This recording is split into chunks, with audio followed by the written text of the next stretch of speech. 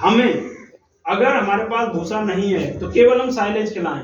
अगर किसी गाय को उदाहरण के तौर पे जो अभी हमने यूज करवाया 3-4 महीने पहले, बहुत गांव में टन टन की गाड़ियां भेजी, ठीक है, तो यदि हम किसी एक गाय को आज साइलेज खिलाना शुरू करते हैं और एक हफ्ते बाद उसके दूध को, फैट को, एसएनएफ को, रेट को हम देखेंगे तो आज का जो था जिस दिन से खिलाना शुरू किया उसमें कम से कम 1 से 1.5 रुपए प्रति लीटर के हिसाब से रेट में वृद्धि होगी और कम से कम 1 लीटर दूध में वृद्धि होगी उसी साइलेज को खिलाने से। भूसा हम खिला रहे हैं, मान लीजिए अभी भूसे का क्या रेट है, लगभग कितने रुपए कुंटल का है? 8-9 रुपए किलो। यही भूसा कुछ दिन बाद पहुंच जाएगा, जब लीन सीजन आएगा तो 14 रुपए, 15 रुपए, 16 रुपए किलो तक मिलता भी नहीं है ना। तो उस समय हमने साइलेज दिलवाया लोगों के लिए, उसकी कीमत पड़ती है 8 रुपए 67 पैसे प्रति किलो के हिसाब से। और पशु के लिए सबसे मजे की बात यह है कि आपको और कुछ उसमें मिलाना नहीं है, खल, दलिया, दाना, चोकर कुछ नहीं मिलाना है, वो ऐसे ही उसको खा लेता है। वो उसका जो न्यूट्रिटिव वैल्यू बहुत अच्छी होती है, प्रोटीन की मात्रा उसमें बहुत ज्यादा होती है। तो वो राशन भी TMR जो होगा, टोटल मिक्स्ड राशन, उसमें मिलकर के आएगा सब कुछ, ठीक है। उसका जो कॉस्ट होगा वो अभी मैं आपको नहीं बता सकता हूँ कितना होगा, क्या होगा, वो तो हम आने वाले समय में बता पाएंगे।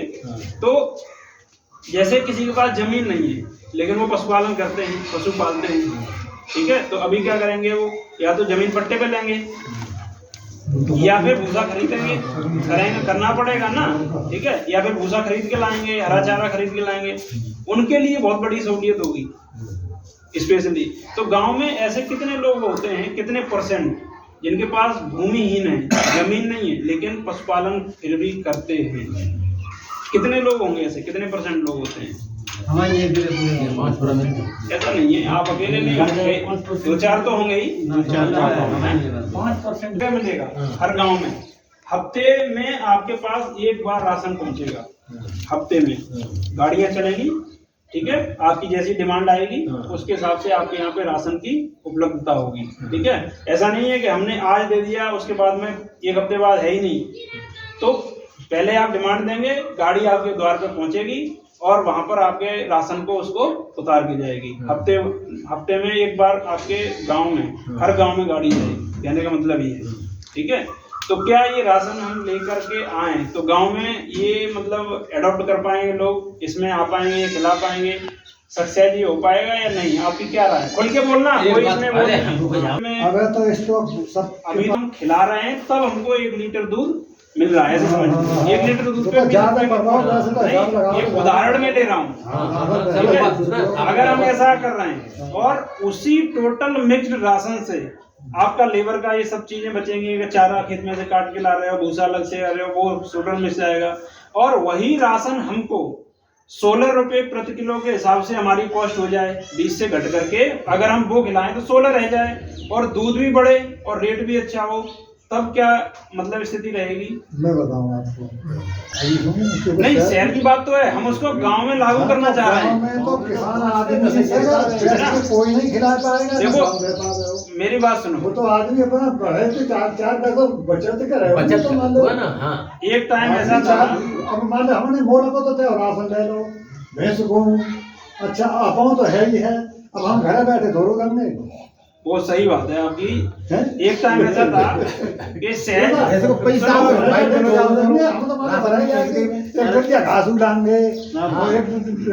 म्यारू उड़ाएंगे, हम तो वो बचत देखेंगे, मतलब 10 से 15% लोग ही इसमें अडॉप्ट कर पाएंगे, यही कहने का मतलब है ना।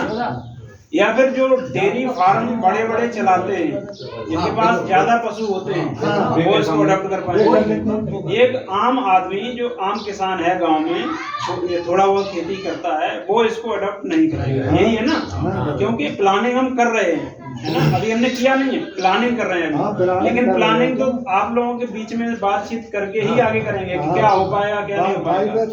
हाँ, तो इसीलिए आपसे मैं डिस्कस कर रहा हूँ, है ना, क्योंकि अभी राष्ट्रीय डेयरी विकास बोर्ड ने, भारत सरकार ने एक कंपनी और बनाई है, Shakti fodder and agri producer company limited के नाम से, एटा में ही बनी है आपके यहाँ, ठीक है। उसका काम केवल खेती से संबंधित होगा, लेकिन वो शहर के अंडर में काम करेगी, शहर डेयरी के अंडर में काम करेगी, उसका काम होगा खेती से संबंधित सारा। उसमें भी ऐसे ही मेंबर बनेंगे जैसे शहर में आप बनते हो, अपना आधार कार्ड, पासबुक, फोटो और रुपया जमा करते हो, उसमें भी ऐसे ही मेंबर बनेंगे। ठीक है, उसमें क्या होगा, आपने खेती की, मक्का बोई, ठीक है, तो आपसे मेंबर पहले बने आप, फिर आपने मक्के को उगाया, लेकिन मक्का आप अपने हिसाब से नहीं उगाएंगे, फिर कंपनी जैसे बताएगी वैसे उगाएंगे, उसके लिए बीज डालेंगे उसमें। ठीक है, उसके लिए आपको बीज भी मिलेगा छूट पे, सब्सिडी बेस पे, खाद भी मिलेगा। ठीक है, कीटनाशक दवाइयाँ भी मिलेंगी, सब्सिडी बेस पे मिलेंगी, सबको छूट पे। ठीक है, आपको केवल उगाना है। अब जैसे ही आपकी मक्का में गुटिया बनना शुरू हुई और दाना पड़ना शुरू हो गया, वैसे ही आपसे वो मक्का है वो कटवा